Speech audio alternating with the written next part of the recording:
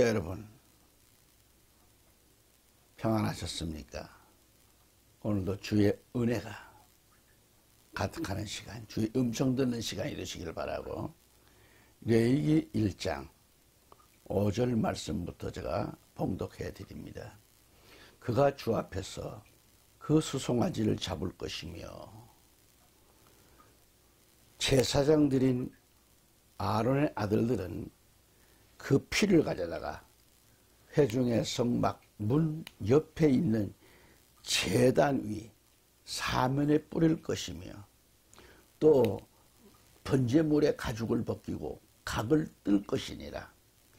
제사장 아론의 아들들은 제단 위에 불을 놓고 불 위에다 정면하게 나무를 놓고, 제사장 아론의 아들들은 각든 부분과 머리와 기름을 제단 위 불 위에 있는 나무에다 정연하게 놓을 것이나, 그 내장과 다리들은 물에 씻어 제사장이 모두 제단 위에서 불살라 번제 희생으로 불러드리는 제사가 되게 할지니 주께 향기로운 냄새니라. 만일 그 사람의 예물이 양떼, 즉 양이나 염소의 번제 희생이면 그는 흠없는 수컷으로 가져올지니, 그는 북쪽을 향한 제단면에서 주 앞에 그것을 잡을 것이요, 제사장들인 아론의 아들들이 제단 위 사면에다 피를 뿌릴지니라. 그는 그것을 그 머리와 기름과 더불어 베어서 그것에 각을 뜨고, 제사장은 그것들을 제단 위 불 위에 있는 나무에다가 정연하게 놓을 것이요, 그는 내장과 다리를 물로 씻을 것이요, 제사장은 그것을 모두 가져다가 제단 위에 살을 찌니라. 그것이 번제 희생으로 불러드리는 제사니 주께 향기로운 냄새니라. 만일 주께 드리는 그의 예물이 새의 번제 희생이면 산비둘기들이나 어린 집비둘기들로 드릴지니, 제사장은 그것을 제단에 가져다가 머리를 비틀어 끊어서 제단에서 불사르고 그 피는 제단 곁에다 짜낼지니라. 그 모이 주머니는 그 깃털과 함께 뽑아서 제단 동편 재버리는 곳에 버리고, 날개를 찢되 아주 찢지 말고, 제사장은 그것을 제단 위 불 피운 나무 위에 살을 찌니라. 그것이 번제 희생으로 불러드리는 제사니 주께 향기로운 냄새니라. 아멘, 아멘. 자, 할렐루야. 전국에서, 해외에서 이 방송을 구독해 주시는 애청자 여러분, 오늘도 주님의 은혜의 날입니다. 기쁨과 소망으로 하루의 삶을 주님께 함께 하시기를 기원합니다. 주님과 함께 하는 삶. 이 시간 레위기 1장 5절 17절의 말씀을 주제로 영과 진리로 드리는 예배자의 자세에 대해서, 부제로는 불로 드리는 주의 제물에서 가장 거룩한 것에 대해서 말씀을 선포하면서 은혜를 나누기를 원합니다. 아멘. 자, 그러면 이제 네 번째, 제물의 피를 제단 사면에 뿌려라는 것을 말씀드리고 싶습니다. 5절과 11절과 15절 말씀을 볼 수 있어요. 자, 레위기 1장 5절과 11절과 15절을 보면, 그가 주 앞에서 그 수송아지를 잡을 것이며, 제사장들인 아론의 아들들은 그 피를 가져다가 회중의 성막 문 옆에 있는 제단 위 사면에 뿌릴 것이며 그랬습니다. 십자가 위에서 예수님은 온몸에 피를 뿌리고 충성하고 순종하셨습니다. 우리도 내가 섬기는 제단, 내가 섬기는 교회에 사면에 피를 뿌려야 돼요. 이것은 곧 교회에 충성하는 것이고 순종하는 신앙을 가리킵니다. 내 27장 11절로 가보면 이는 육체의 생명이 피에 있다 그랬어요. 내가 그것을 너희에게 주어 제단 위에서 너희 혼들을 속죄케 하였나니 이는 혼을 속죄케 하는 것이 피이기 때문이라 그랬습니다. 십자가에서 예수님의 피를 뿌림으로 우리의 죄가 사함받고 살아났습니다. 산제물로 우리가 섬기는 제단 사면에 피를 뿌리는 그런 신앙으로 충성하고 순종하면 교회를 통하여 내 혼을 살리는 역사가 임할 것입니다. 아멘. 반드시 하나님의 제단에 우리 각자의 피가 뿌려져야 돼요. 하나님이 친히 자기 피로 사신 교회에 내가 섬긴 제단에 내 피가 뿌려져야만 번제제물이 된다는 말씀입니다. 아멘. 다섯 번째는 제물의 가죽을 벗기라 하겠어요. 6절 말씀에 가죽을 벗기라. 또 번제물의 가죽을 벗기고 각을 뜰 것이니라 이렇게 말씀을 했어요. 예수님은 하나님의 본체셨지만은 죽기까지 희생을 하셨어요. 누구를 위해서? 나를 위해서. 나를 구속하시기 위해서. 빌립보 2장 7절로 8절에 오히려 자신을 비워 종의 형체를 입으시고 사람들과 같이 되셨느니라. 그리하여 사람과 같은 모습으로 나타나셔서 자신을 낮추시고 죽음에까지 순종하셨으니 십자가의 죽음에까지라 라고 말씀하고 있습니다. 애청자 여러분, 자신이 산제물로 드려지는 신앙이 되려면 교회를 위해서 죽기까지 희생해야만 합니다.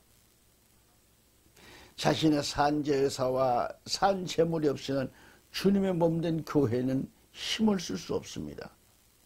우리 자신의 희생이 없이는 교회는 제 역할을 하지 못합니다. 하늘 영광 다 버리고 이 땅에 오셔서 인카네이션 하셔서 우리를 위하여 희생하신 우리 예수님 안에서 우리가 하나 된 자이고 하나님께 드려지는 제물이 되기 원한다면 우리는 몸된 주님의 몸된 교회를 위해 희생해야만 한다 이건 얘기죠. 아멘. 예수님은 교회를 세우기 위하여 죽으셨습니다. 예수의 피값의 희생으로 세워진 교회는 이제 우리의 희생이 필요합니다. 여러분 각자의 가죽을 벗기는 희생이 있을 때 여러분 각자의 번제제물이 될 수 있다는 말씀을 믿으시기 바랍니다. 아멘. 여섯 번째, 제물의 각을 뜨라. 8절과 12절 보면은 이제 각을 뜬다는 게 뭘까요? 머리, 가슴, 팔, 다리 등을 잘게 잘라서 제단불에 잘 탈 수 있도록 해야 하는 겁니다. 이건 뭘까요? 인간의 어떤 사고방식, 판단과 생각을 다 버리고 오직 하나님의 뜻대로만 살아야 한다는 말씀이죠. 예수님은 온전히 하나님의 뜻대로 살으셨습니다. 우리도 우리의 생각, 판단을 다 버려야 돼요. 철저하게 하나님의 뜻을 따르며 살아야만 되는데 하나님께 드려지는 제물이 되는데 말이죠. 골로새서 3장 2절에 위의 것을 생각하고 땅의 것을 생각지 말라고 했습니다. 무슨 얘기인지 아시죠? 하늘 차원의 신앙, 영적 생활에 사는 사람들은 땅의 것에 애착하지 않습니다. 위의 것을 생각한다 그랬습니다. 안전하거나 무엇을 하든지 위의 것을 생각하라는 거예요.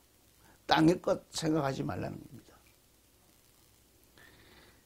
일곱 번째는 그 각을 뜬 것과 머리와 기름을 단 위에 불사르라 그랬습니다. 불사르라. 자, 7절부터 8절, 12절로 13절, 17절에 보았듯이 하나님께 드려지는 이 제물과 이 제물, 이 과정에서 마지막 과정인데 이 과정은 가장 중요한 과정이기도 합니다.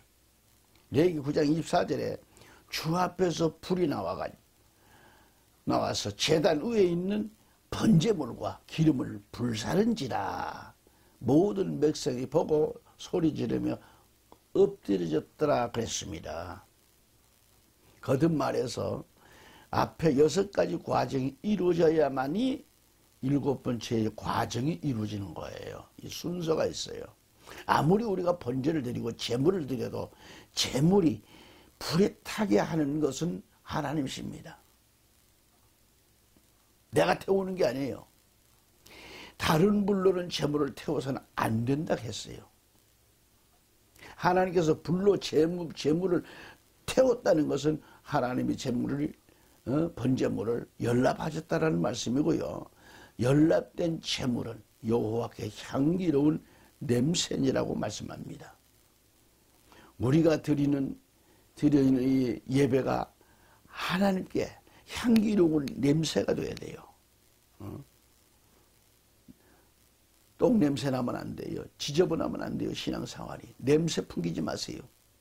하나님께 향기로운 냄새를 풍길 수 있는 영과 진리로 예배드리는 아름다운 모습, 하나님께 인정받는 모습이 향기예요. 우리의 기도가 향기예요. 우리의 봉사가 향기고, 주님의 죽도 충성하고 나 자신을 바쳤을 때에 사면에 뿌려지는 피가 피를 뿌리듯이 희생을 말합니다. 비대민이 되어서는 안 됩니다. 우리가 예배가 드려지는 예배가 되어야 돼요. 보는 예배도 안 됩니다. 듣는 예배가 되어서도 안 됩니다. 보는 예배, 듣는 예배 가지고는 하나님 제단의 제물이 될 수 없지요. 철저하게 우리는 먼저 장소가 분명해야 합니다. 나의 신앙관이, 소속감이 분명해야 되고, 교회가 있어야 되고, 나의 모든 소속은 하나님께 있죠.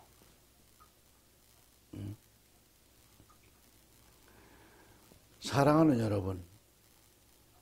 여러분 장소는 주님의 몸된 성전에서 반드시 제물이 되어야 됩니다. 그리고 그 제물은 철저히 옛사람의 모습은 예수 안에서 청산돼야 하고 하나님 앞에서 내가 죽어야만이 우리는 제물이 될 수 있는 거죠. 오늘 우리는 또 제물이 되어서 제단 사면에 피를 뿌리고 가죽을 벗기는 그런 희생을 했을 때만이 우리는 제단의 제물이 될 수 있는 겁니다. 아멘. 제물에 각을 떠야 제물이 되듯이 우리의 생각과 아집 판단을 버려야 제단의 제물이 될 수 있는 겁니다. 이렇게 이루어져야만 하나님의 불이 내려와서 우리는 번제 제물로 삼으시고 연락하셔 향기로운 냄새로 우리 각자의 예배를 받으시는 겁니다. 청자 여러분, 이 제단의 제물이 되기를 축원합니다. 구약의 제사는 오늘 우리가 드리는 예배입니다. 우리가 드려지는 예배가 오늘 본문에 기록된 제사 방식처럼 드려지고 있어야 합니다. 제단의 제물이 되겠다고 하는 마음으로 예배에 임해야 합니다. 잠깐 예배나 보고 가자는 마음으로 나와서는 안 됩니다. 성도 여러분이 드리고 있는 예배는 철저하게 드리는 예배가 되어야 합니다. 내 마음을 드리고 시간을 드리고 물질을 드리고 몸을 드리고 정성을 드리는 예배가 되어야 합니다. 그러나 예배를 보고 가는 사람은 이런 게 없어요. 교회를 구경만 하고 남들 예배에 은혜 받는 거 구경이나 하고 가는 사람은 이런 모습이 없습니다. 구경꾼이 어떻게 제대로 드릴 수 있겠습니까? 영과 진리로 드리는 예배가 돼야 돼요. 그래서 성령의 불을 받은 사람들을 봅시다요. 한결같이 성령의 불을 받은 사람들은 이런 마음과 각오로 하나님께 자신을 드릴 때 불이 그들에게 임했습니다. 성령의 불이 한번 임했다고 다 된 것은 아니죠. 제단에 불이 꺼지지 않도록 또 하라고 했습니다. 레위기 6장 13절 말씀 가보면 그 푸른 제단 위에서 항상 타게 해서 결코 꺼지지 않게 할지니라. 불이 꺼지지 않게 하기 위해서는 제물이 항상 있어야 돼요. 성령의 불이 내 속에 꺼지지 않으려면 항상 나는 제물이라 하는 그런 생각을 버려서는 안 됩니다. 성도 여러분의 몸은 우리의 것이 아니라 이 말이죠. 고린도전서 6장 19절 20절 말씀 볼까요? 또한 너희 몸은 너희가 하나님으로부터 받은 바 너희 안에 계신 성령의 전인 줄 알지 못하느냐. 너희는 너희 자신의 것이 아니니라. 내 몸은 내 마음대로 하는 게 아니 내 것이 아니에요. 너희는 값을 치르고 산 것이니 그러므로 하나님의 것인 너희 몸과 너희 영으로 하나님께 영광을 돌리라고 했습니다. 하나님의 독생자 예수의 핏값을 치르고 나를 사셨습니다. 내 몸이 내 것이 아니라 이 말이야. 우리는 마땅히 제단의 제물이 되어야 됩니다. 누구는 되고 누구는 못 되고 안 되는 것이 아니라 우리가 예수의 십자가 핏값을 치르고 구원받은 자라면 예수가 하나님의 전에 번제 제물이 되었던 것처럼 우리 모두는 하나님 제단의 번제 제물이 되어야 되는 거야. 내가 하나님의 제물이라는 마음으로 신앙생활하는 자에게는 성령의 불이 끊이지 않고 타오르게 될 것입니다. 아멘. 하나님의 제단은 있는데 하나님께 드려지는 제물이 없다면 그 제단에 성령의 불이 임하겠는가? 성도 여러분, 모두가 이 제단의 제물이 된다면, 여러분 나가는 그 섬기는 교회의 제물이 된다면 하나님의 교회인이 제단에는 강한 성령의 불의 역사가 임하실 것을 믿는 겁니다. 그렇게 되시기를 우리 주 예수 그리스도 이름으로 축원합니다. 아멘. 성경에 나오는 모든 절기와 제사는 오늘을 살아가는 이 시대에 무엇을 의미하는지 성경에서 정답을 찾아보는 겁니다. 골로새서 2장 16절 17절 말씀 두 절을 가보면 이는 만물이 그에 의하여 창조되되 하늘에 있는 것들과 땅에 있는 것들과 보이는 것들과 보이지 않는 것들과 보좌들이나 주권들이나 정사들이나 권세들이나 만물이 그에 의하여 또 그를 위하여 창조되었기 때문이라. 그는 만물 이전에 계시고 또 만물은 그로 말미암아 존속하느니라. 아멘. 그렇게 되어 있습니다. 이제 우리는 구약의 제사법으로는 하나님을 만날 수 없습니다.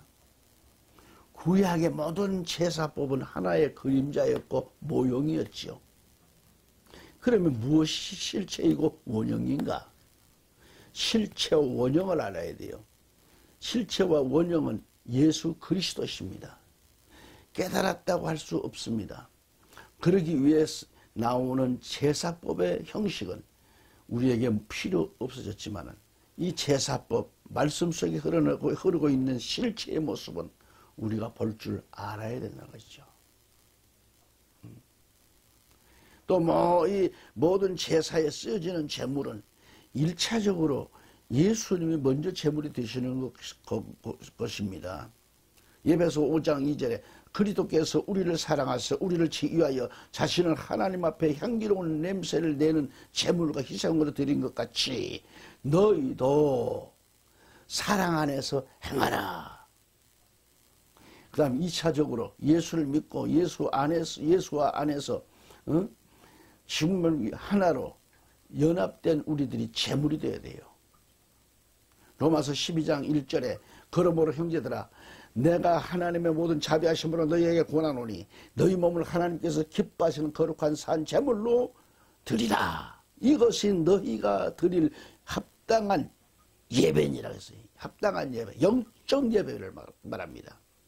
여기서 소재 제사는 반드시 번제 제사가 드려진 후에 드려져야 합니다. 소재 제사는 피를 드리는 제사가 아닙니다. 음식 제사입니다. 모든 제사는 반드시 번제 제사를 드린 후에 드려져야 돼요. 한 가지 제사만 독립해서 드리는 것이 아니라 반드시 번제 제사를 먼저 드리는 겁니다. 그러면 소제 제사가 우리에게 주는 의미는 무엇인지 살펴보고 제단의 제물들이 되기를 축원합니다. 아멘. 그러면 첫째로 제단의 제물을 되기 위해서는 뭔가? 제단의 소제 제물이 되어라. 2장으로 넘어가서 1절 2절 가서 읽어보면 이렇게 말합니다. 누구든지 주께 음식 제사를 드리고자 하면 그의 제물은 고운 가루로 할지니 그 위에다 기름을 붓고 또 그 위에다 유향을 놓아서 제사장들인 아론의 아들들에게로 가져올 것이며 제사장은 거기에서 가루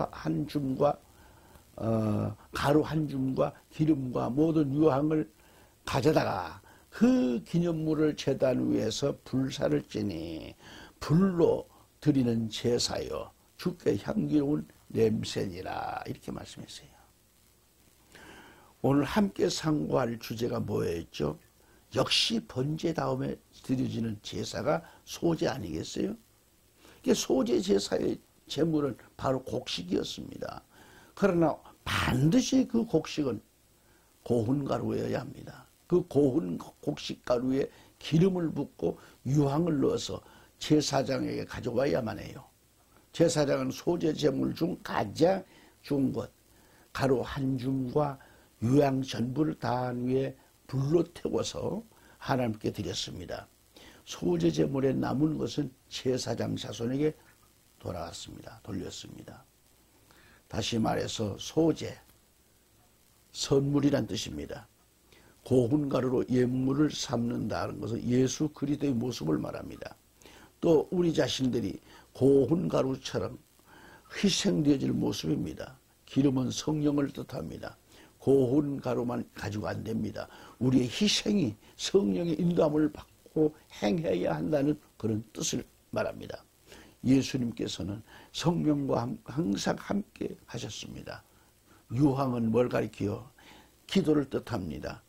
유향은 향기로운 냄새가 나는 향으로 기도 생활을 말합니다. 우리 예수님은 항상 기도 생활을 하셨습니다. 우리 또한 기도 생활을 쉬면 안 됩니다. 계시록 5장 8절에 이 향은 성도의 기도들이라 그랬어요. 소제는 고운 가루만 가지고 제사의 제물이 될 수 없습니다. 성령의 인도와 기도가 함께 해야만이 소제 제물이 될 수 있는 거라 이 말이죠. 여러분, 율법은 소제를 드릴 때 반드시 고운 가루로 드리라고 하셨습니다. 그러면 지금도 우리가 고운 가루로 소제 제사를 드려야 하는가? 소제 제사 역시 예수 그리스도의 그림자입니다. 예수님께서 고운 가루처럼 하나님 앞에 가루로 드려졌고 십자가에서 죽기까지 성령과 기도를 함께 하셨습니다.